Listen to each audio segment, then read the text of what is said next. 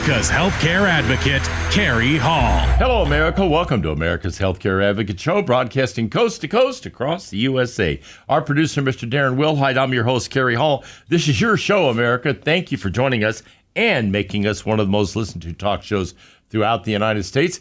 Our latest numbers on YouTube and our podcast platform, we had 58,000 downloads on the podcast in the last, I believe, 6 months. And our YouTube downloads or views are 251,000. That's all of you in this listening audience who are going up on YouTube and the podcast platforms. And those platforms, by the way, are Spotify, Stitcher, Spreaker, SoundCloud, TuneIn, Amazon Music, RSS Podcast, Pandora Podcast, Google Podcast, Overcast, Pocket Casts, Odyssey Podcast, Rumble, Apple Podcast, and YouTube. I mean, it is remarkable how this thing is growing. And obviously, all of you listening on the radio stations across the country, AM and FM, we greatly appreciate you. So thank you again.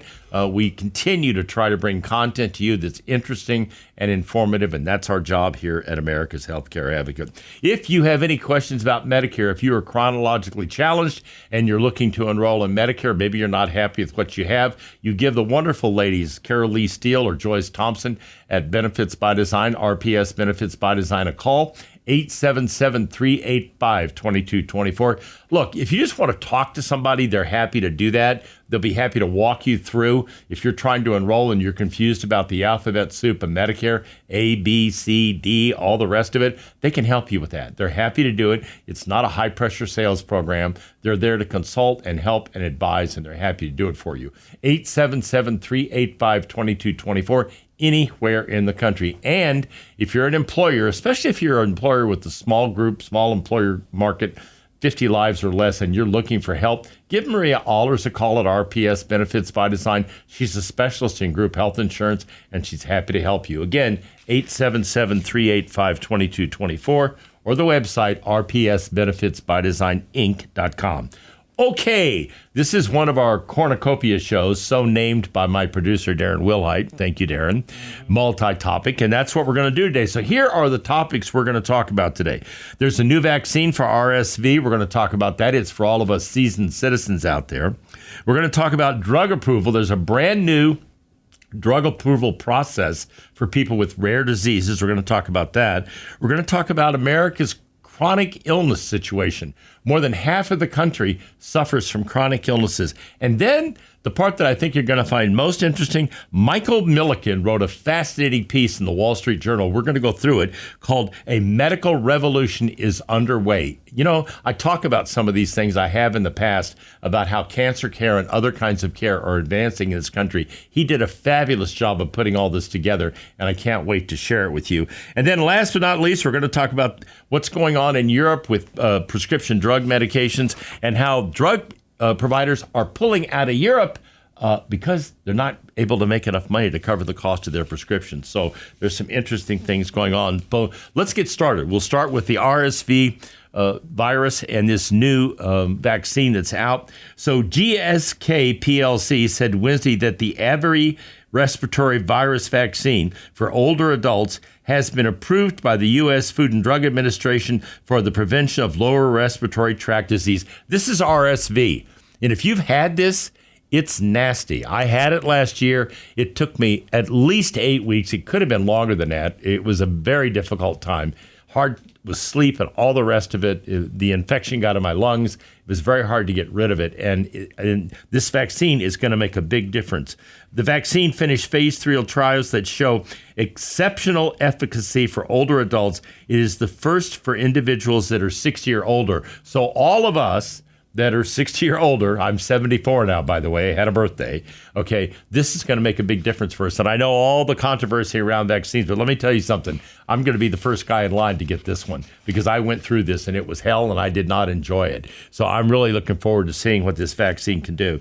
In the trial, the vaccine showed statistically significant, clinically meaningful overall efficacy, including among those with underlying medical conditions. So, like me, if you have asthma, which makes this 10 times worse, that's part of what this trial was about, to make sure that this vaccine is going to help get rid of that, and you're not going to have that issue to deal with regard to RSV. So 14,000 people a year die from infections of the RSV infection. So it's pretty serious, and you need to know about it. So the next thing we're going to talk about is drug approvals widen for rare disease treatment. So what happened was the federal regulators came up with a brand new way to approve drugs that have a debilitating effect on people. And this one started out, Reata Pharmaceuticals put a drug in place that treats Friedrich's disease, okay? Now, this is a very rare disease. It's only about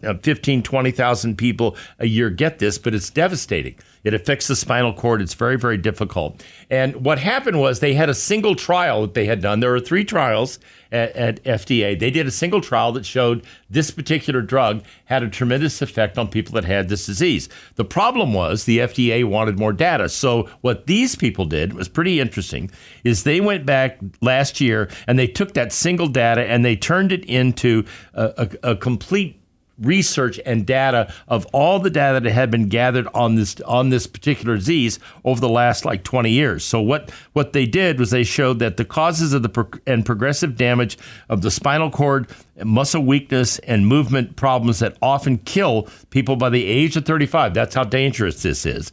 So Reata admitted additional data, including an analysis of so-called data from natural history study that continued to collect information about patients for more than 2 decades, so for 20 years. So they went out and they gathered all that data and they brought it in. And the data created by patient communities can be a regulatory grade, said Annie Kennedy, Chief Policy of Advocacy and Patient Engagement for the EverLife Foundation, a rare disease not-for-profit advocacy group. This approval is proof that principle works. So what they did is they gathered the data, they gave it to the FDA, and the FDA took that along with the phase 1 trial, and they approved this medication. So the FDA typically requires results from 2 clinical trials demonstrating the drug's efficacy to ensure positive results in one trial are replicable in the other trial. So that's why they want 2. Normally, they actually ask for 3, but in this case, they're saying it's 2. With the rare conditions, finding that patients can run through 2 clinical trials in order to be able to allow this drug to be brought to market. So what happened was this new method of doing this gets rid of that. Okay, and it allows the FDA to approve these drugs in a very timely manner, which has not happened in the past. So, it's great to see that we have progress here from the FDA, and that this is starting to change the way things are done. So, we're talking again, this RSV vaccine was improved in record time. So next year, by the way, that's going to be out in 2023, at the end of 2023, hopefully in the fall when all this starts over again. And this particular approval that we just saw, that I just talked about, for these rare diseases, this is going to affect the way they approve them, because they're letting them go back and get historical data that then allows them to take that with one trial and go back to the FDA and say, can we get approval on this so that people can start doing it? And when you think about it, I mean, this particular disease, this Friedrich's disease, this is drastic. I mean, it causes progressive damage to the spinal cord, muscle weakness, and movement problems, and often kills people by the age of 35. I mean, if there's a way to stop that and arrest that, and this medication can do that, obviously the FDA making this approval is a really big deal. So, all right, when I come back from the break, we're going to move on and we're going to talk about more than half of Americans have chronic disease problems. I was shocked when I learned this and I read this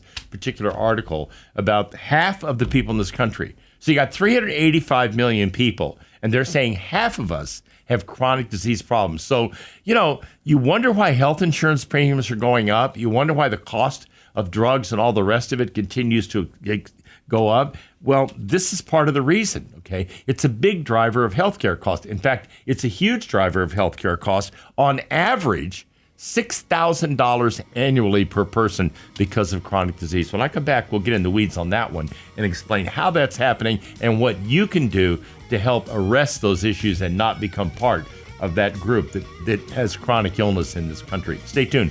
We'll be right back after the break. You're listening to America's Healthcare Advocate, broadcasting here on the HIA Radio Network, coast to coast across the USA. Stay right there. The Golden Rule. Treat others as you want to be treated. I'm Steve Keeker, and this is one of the founding principles of my firm, Senior Care Consulting. Since 2002, our value statement has included honor our mother and father, respect our elders, care for those in need, and treat your family as our own. We've been honored to help hundreds of families make one of the most difficult decisions they could ever make, serving them in their greatest time of need. If you're looking for someone who can provide you experienced and objective guidance when searching for a senior care community, reach out today and discover the services of Senior Care Consulting at 913-945-2800, 913-945-2800. Know your options and choose with care at seniorcareconsulting.com.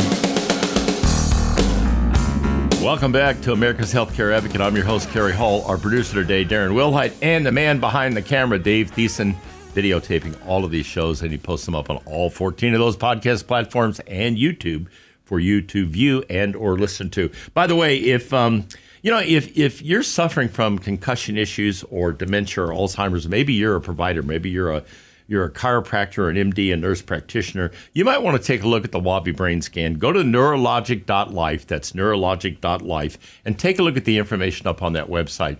The Wavi Brain Scan is an amazing tool. It takes about 30 minutes to do it. It is billable in CPT codes up to like $350, $400 if you're a provider. You can also set it up on a cash pay basis. So either way, it's a tremendous tool, provides you with dramatic information. Concussion protocol, before you send a kid back to play, you really should have a Wavi Brain Scan to see what that brain looks like, not use some subjective form that allows them to go back and play and maybe get a second concussion when they weren't ready in the first place. The website, neurologic.life, or you can call Steve Sanborn at 816-337-8558, 816-337-8558. He'll be happy to chat with you.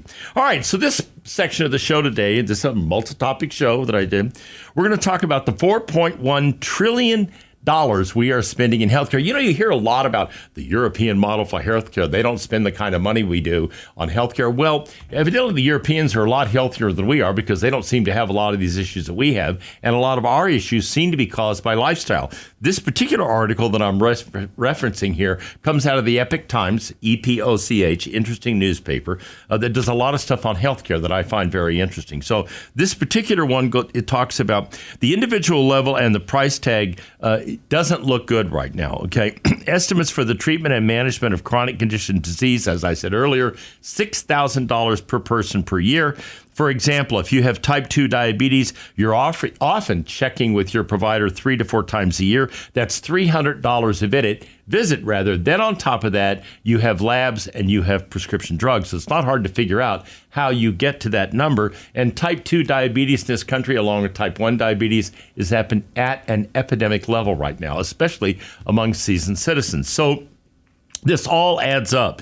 Nurse practitioner Lola McLean goes on to tell the folks at Epoch Times that especially those related to metabolic disorders like type 2 diabetes, hypertension, hypoglycemia, mental health conditions, and anxiety and depression are serious problems that we see in the chronic disease category. Indeed, she says, I've noticed an uptick of patients with chronic diseases, particularly those with respiratory issues such as asthma. What did I talk about in the earlier segment when I talked about the RSV vaccine? Okay. All right.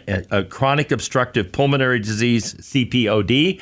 Folks that smoke, CPOD is a big issue.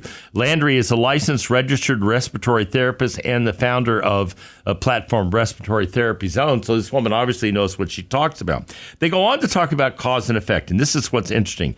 Healthcare professionals say many of the chronic diseases are a byproduct of an unhealthy lifestyle, diet, and excessive stress. So, think about that for a minute, okay? Think about our diet. We talk about how we compare. A lot of times you hear, well, the Europeans don't spend what we spend on healthcare. When you look at France, you look at Italy, you look at Germany, well, they eat a different diet than we do. They don't eat the amount of fast food that we do. They don't eat the amount of processed food that we do. So when you think about that, that has an effect on this, all right? Keep going. Heart disease, so these are called lifestyle diseases. Heart disease, obesity fall under this heading. While certain illnesses may not stem directly from unhealthy life choices, they're made significantly worse. Diseases such as diabetes, certain cancers, and inflammatory conditions like asthma are all under the umbrella to a greater or lesser extent. So that goes back to lifestyle. So what do you do about it?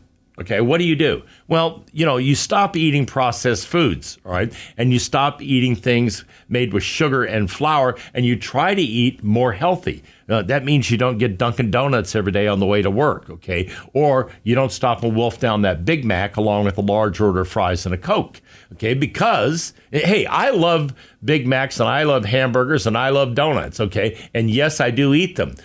I eat a donut once a week on Saturday morning before I go to my men's group class, okay? That's my one donut a week, okay? I had a Big Mac about 2 weeks ago, and it was the first time I had a Big Mac probably in at least a year, maybe longer, okay? So you can't make a regular habit of this stuff, and that's part of the problem. I walked the other day, I was at a doctor's office, and I watched one of the ladies who worked in the front desk walk in. She had a giant bag of French fries, right, and hamburgers, and she was walking in to start her day. And I'm thinking to myself, that's what she's going to eat for breakfast. And she's working in a doctor's office. I mean, and she was significantly overweight. So this is part of the problem. It's lifestyle has a lot to do with this. So, back to what do we do about it? Stop with the processed foods. Stop with the sugar. And stop with the salt. Okay.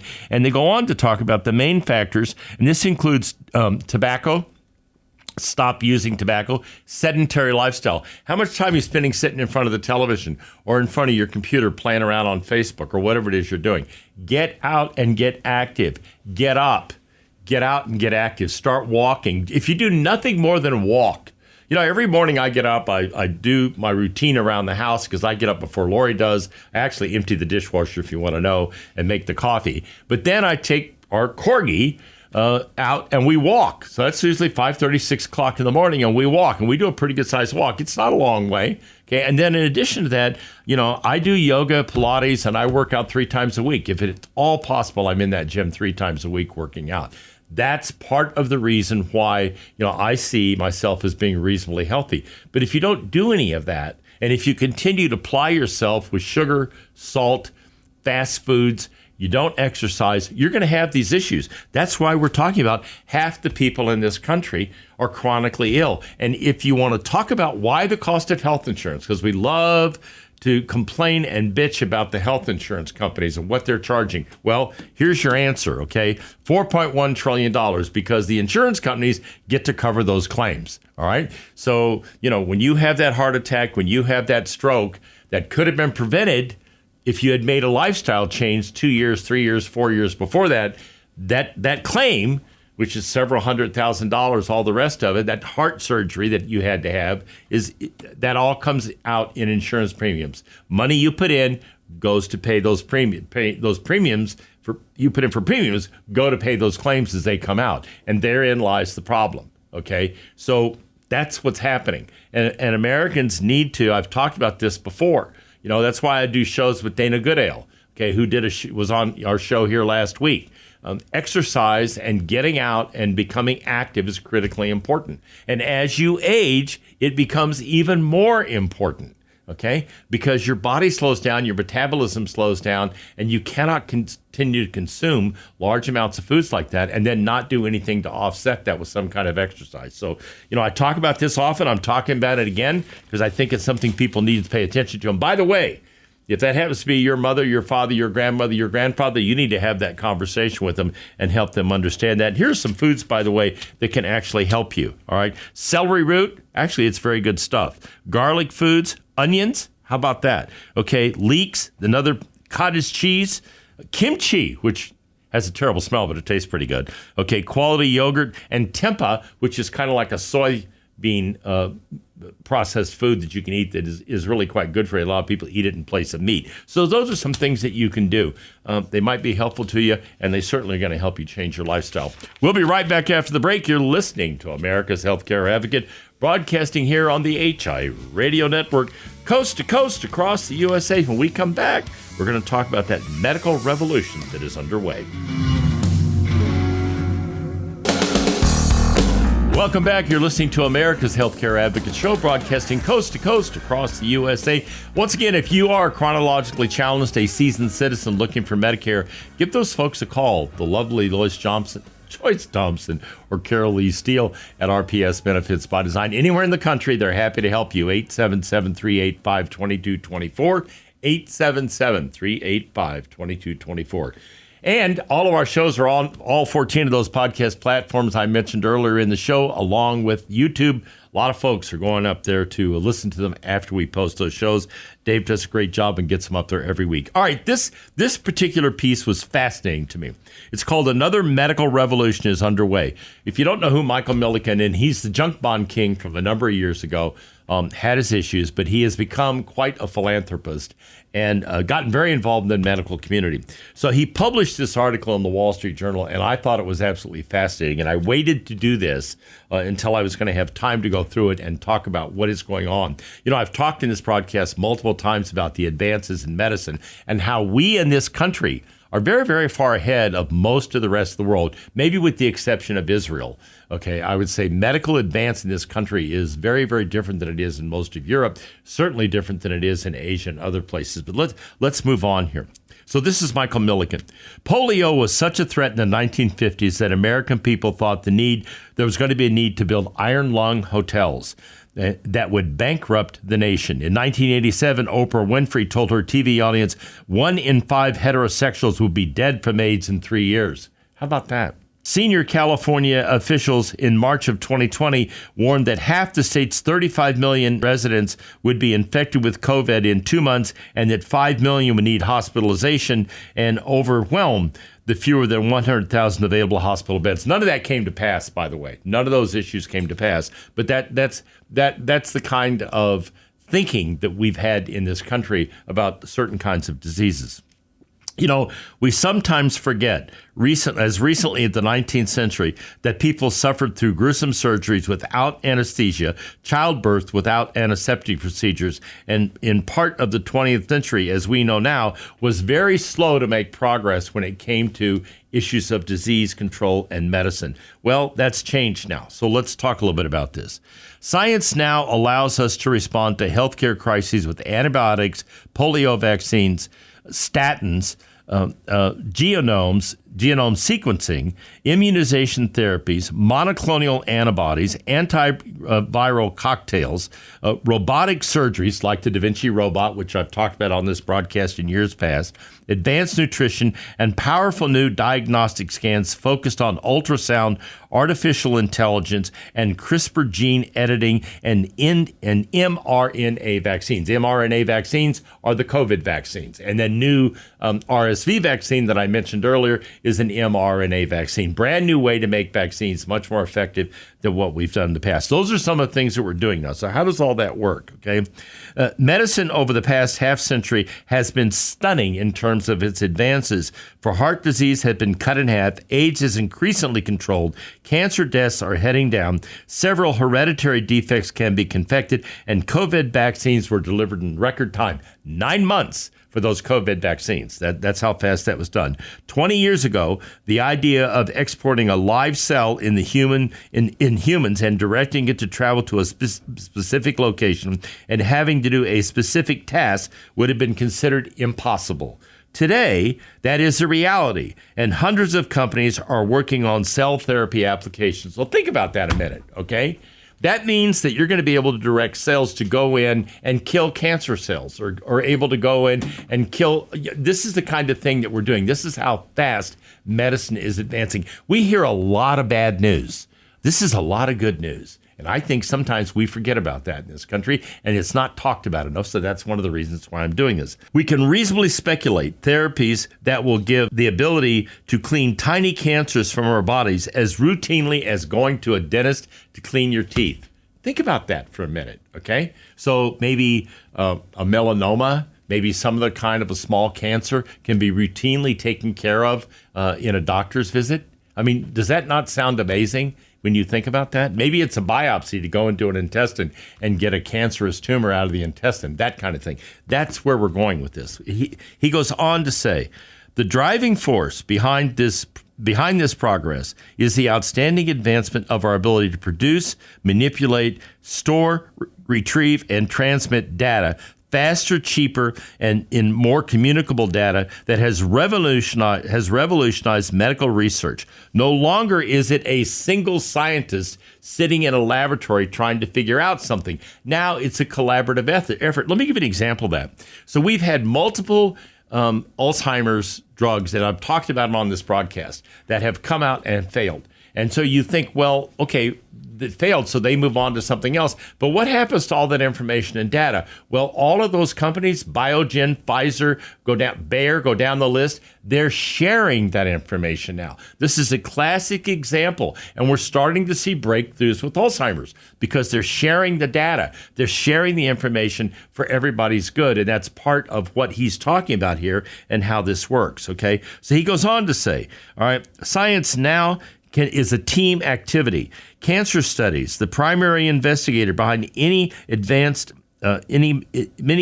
might rely on specialized skills of radiation oncologist, disease special biologist, evolutionary ecologist, and a biophysicist, a geobiophysicist, and an evolutionary dynamic expert. I mean, he just named 5 different practices, 5 different categories where these very specific scientists and doctors are collaborating to do a better job. I mean, if that's not revolutionary, I don't know what it is. I remember years ago going into the first Cancer Treatment Centers of America hospital in Tulsa, Oklahoma, when I started doing radio with them. And the first thing that knocked my socks off when I came in was the way they did their care, where it was total care. There was a team of doctors, including a nutritionist, a psychologist.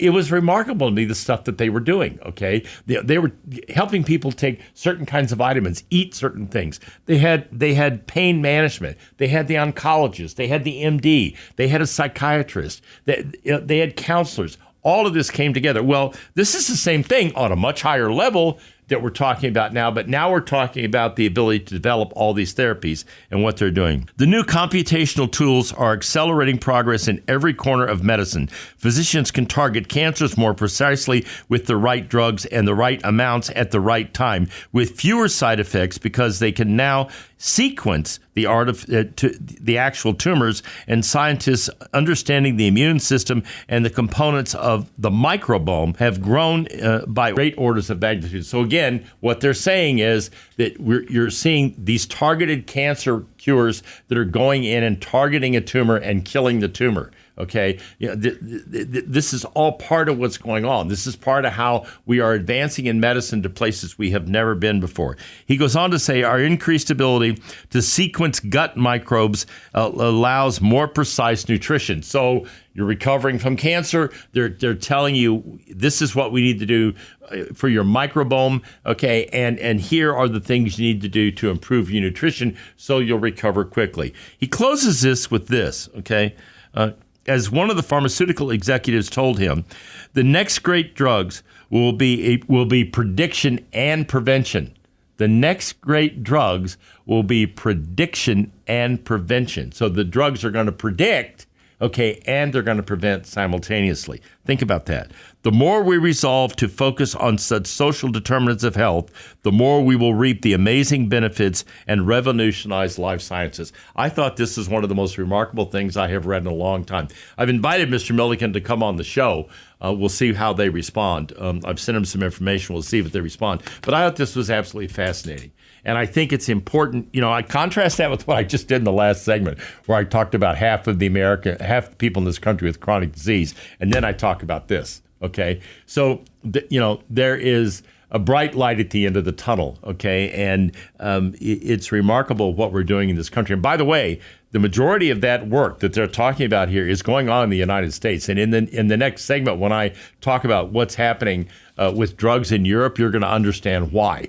That healthcare in those countries doesn't allow for this kind of research and advancement that we have in this country. Israel's an exception to the rule, okay? But in Europe, that is not the exception to the rule. And so most of that is happening here. And when I talk about that next section, in the next section of the show. I'll talk about where the money's going to do this kind of advanced work, and you'll find it very interesting. Stay tuned. We'll be right back after the break. You're listening to America's Healthcare Advocate, broadcasting here on the HI Radio Network, coast to coast across the USA. We've got more right after the break. Welcome back. You're listening to America's Healthcare Advocate Show, broadcasting coast to coast across the USA here on the HI Radio Network. By the way, if you are a provider out there and you deal with any of these issues, concussion protocol, dementia, Alzheimer's, sleep issues, PTSD, any of that, you really should take a look at the Wavi Brain Scan. Go to the website neurologic.life. That's neurologic.life. Or call Steve Sanborn at 816-337-8558, 816-337-8558. If you go up on that website, there are videos up there. Dr. Frank Palermo, Dr. Moab Zavi, who's an expert in concussion protocol. Frank Palermo, a world-renowned physiatrist, talks about what Wavi does and how it can be applied for predicting, if you will, dementia, Alzheimer's, etc., those kinds of things, those conditions, and how it can be used to measure the effectiveness of medications for people that are treated for anxiety, depression, PTSD. That's all part of it. Here's the thing. It's FDA approved, both the software and the device, and you can bill it on CPT codes. The scans can be billed for anywhere from $150, $200 all the way up to about $400, depending on the code and how you do it. It takes 30 minutes to do it. It's a simple helmet, okay, and a small computer, and it produces an amazing number of reports. 37 separate reports you can pull in off that Wavi scan. So if you're a chiropractor, if you're an MD, a nurse practitioner, whatever the case may be, the Wavi scan may be something you want to take a look at. The website, neurologic.life, neurologic.life. All right, so this is interesting. You know, we like to throw rocks at the drug companies. Now, you just heard me in the opening segment talk about a brand new medication that's out for RSV. That's for those of us that are seasoned citizens, okay? By the way, that was developed here, okay? So we like to talk about, you know, so we've got Democrats and Republicans in Congress talking about they want to impose the same restrictions on cost that they have in Europe. Okay, and that's a solution to driving down drug costs. And I just told you in the other segment, what's really driving this stuff is chronic disease, okay? It's not the drugs, it's chronic disease, okay? And the drugs are being used to treat chronic disease because people won't take responsibility for a lot of these things. And therefore, they need the medications because they're not doing the things they should do in some cases. Don't misunderstand.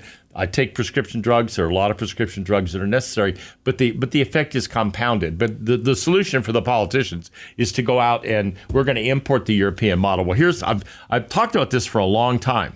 How be careful what you wish for. So this is in the Wall Street Journal. The West drug self-sabotage. Okay, goes on to talk about Democrats and Republicans want to import Europe's drug price controls, so it's worth observing Europe's raid on drug makers to bolster ailing national health systems and reduce pharmaceutical investments and access to treatment. So the latest alarm came this week from ABVI and Eli Lilly. They're pulling out a voluntary agreement with the UK government aimed at reducing drug spending. The ABVI executive said the government's policies are harming us, our ability to operate and sustain in the UK. So the UK system is having all kinds of problems, all right, and has had for a very long time. The waits for surgical procedures, all the rest of it. I had lunch with an executive the other day who told me that HCA Hospitals, one of the largest for-profit hospital chains in this country, actually has a large number of hospitals in the UK, and he said they're busy all the time because it's private pay. They don't want to wait. People don't want to wait for the government system because it's not working. Well, the same thing applies to the drug issue. So let's keep going. All right. The British National Health Service, NHS, imposes price controls on drugs that reduce their cost by an average of 60% versus America.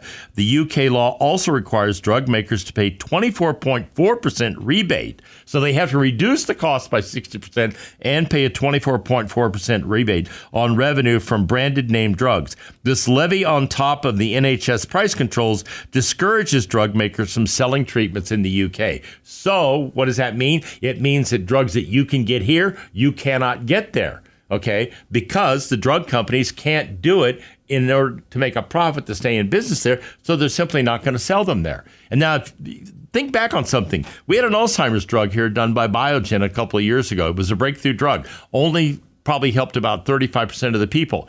Got pulled off the market because Medicare and the VA refused to pay for it, so they couldn't make enough money to sell the drugs. So they just pulled it off the market. Now, the private insurers were paying for it, but those weren't. So that's kind of an example of how that happens and has happened in this country. This goes on.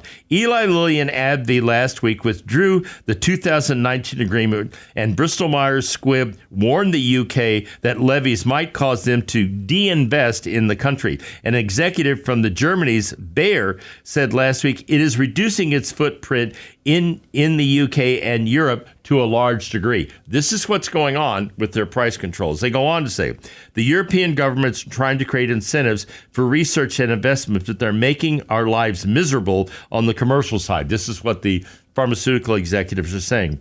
While Europe boasts a handful of pharmaceutical powerhouses, venture capital is flowing into biotech startups in the U.S. That's where the money's going, okay? And some of it's going to China, okay? The result will be less investment and success of life-saving treatments for these new medicines that are coming about in Europe. And in Germany, 59% of the UK, 50% of France, and Italy. Bluebird Bio in 2021 said it's winding down its operations in Europe and it's withdrawing therapies for rare diseases. Now, I just did a piece on rare disease in the beginning of this thing, okay, on Friedreich's disease. They're pulling out rare disease therapies. They're expensive, okay? So they're pulling out. They're not going to have it. So if you have Friedreich's disease and you happen to be in Europe, you may not have access to that medication. Why am I doing this? Okay, I'm not an apologist for pharmaceutical industry. They make a lot of money, okay? But they create drugs like that RSV vaccine that are very important. There has to be a balance here, people, and there isn't one. You know, the easy thing for politicians to do is throw rocks and say, well, we're going to put in price controls. Well, think twice, okay, because you may get what you're wishing for and you may not like it after you get it. And that's one of the problems with some of the rhetoric around cost controls on healthcare in this country. Thank you for listening to America's Healthcare Advocate. And now I leave you with this thought from Albert Einstein. The one who follows the crowd will usually get no further than the crowd. The one who walks alone is likely to find himself in places no one has ever been. Remember, friends, it's a funny thing about life. If you refuse to accept anything but the very best, you most often get it. Thank you for listening to America's Healthcare Advocate Show, broadcasting here on the HIA Radio Network, coast to coast across the USA. Goodbye, America.